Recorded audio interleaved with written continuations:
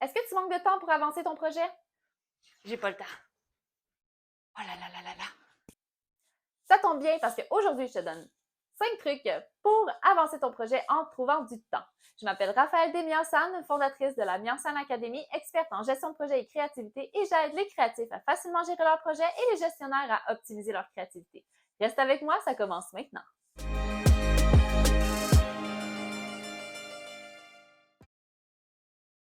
Bon matin les humains, bienvenue dans la Miensan Academy. Aujourd'hui, je te donne 5 trucs pour trouver du temps et avancer ton projet.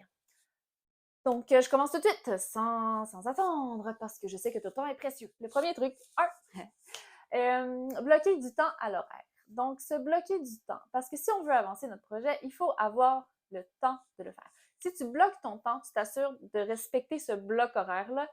C'est comme ça que tu vas pouvoir travailler sans te faire déranger. Par exemple, si tu es au travail puis que le projet sur lequel on t'a mis te demande de travailler 2 heures par semaine dessus, ben bloque-toi 2 heures, mets-toi une salle de meeting, fais semblant que c'est un meeting, que personne vienne te déranger, bloque cet horaire-là dans ton temps. Parfois, c'est dur de respecter ça, mais essaie le mieux que tu peux de te mettre un bar et faire comme OK, désolé, j'ai vraiment un meeting, c'est important, va travailler sur ton projet.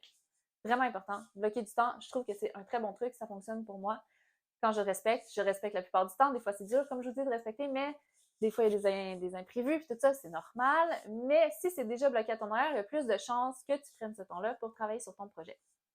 Même chose à la maison.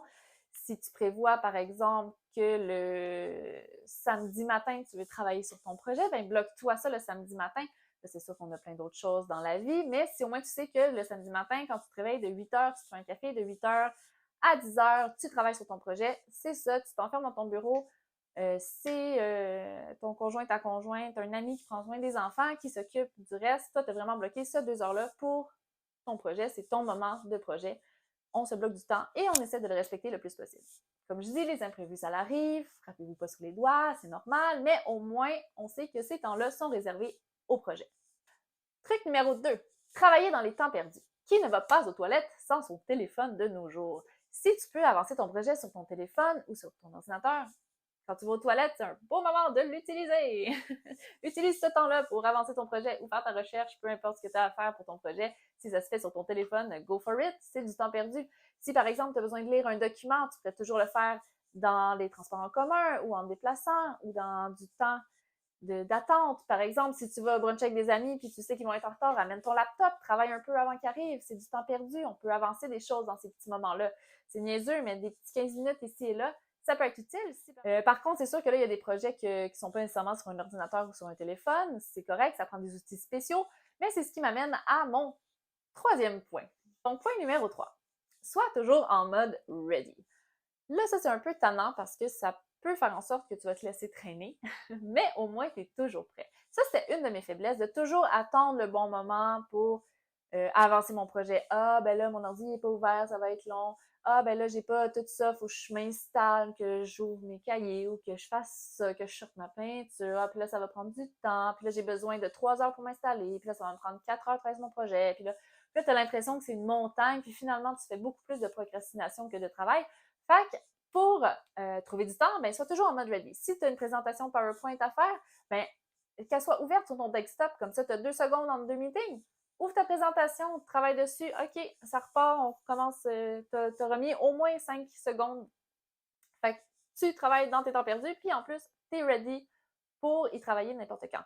Ou par exemple, justement, si c'est je sais pas si ton projet c'est un projet artistique, puis tu as besoin d'équipement, ben que ça soit sorti déjà. Que si, par exemple, tu arrives chez toi, tu es comme OK, j'ai envie de travailler dessus le projet, j'ai le temps, go, c'est déjà prêt. Tu peux déjà travailler dessus, tout est là, tout est ouvert, tout est ready to go.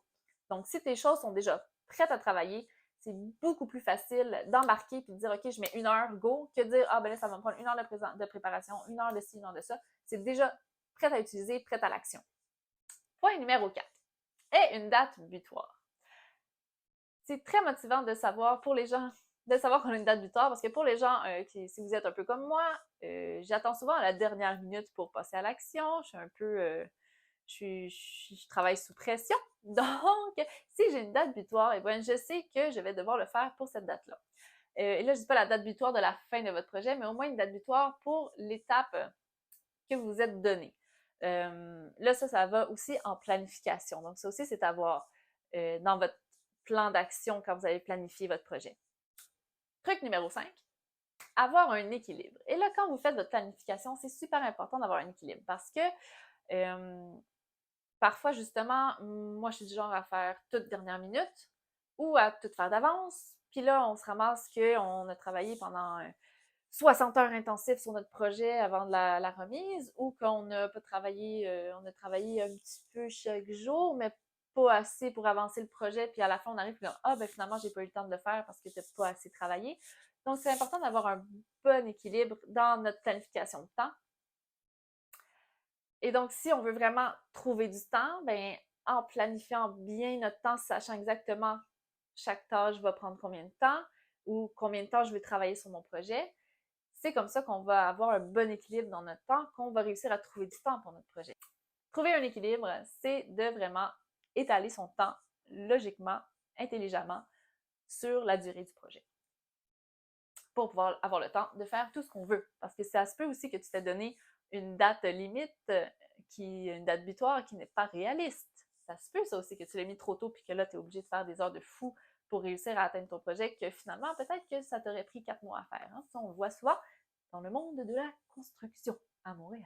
Bref, un autre sujet pour une autre fois. Et donc, pour terminer, mes 5 trucs, je vous les répète. Bloquer du temps à l'horaire, travailler dans les temps perdus, toujours être en mode ready, un de mes préférés, avoir une date butoir, très important, et trouver un équilibre en planifiant bien son projet.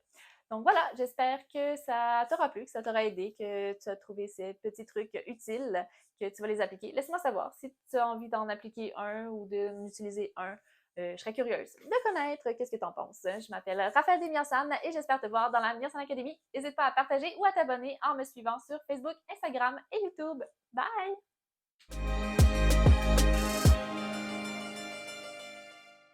Merci, planification.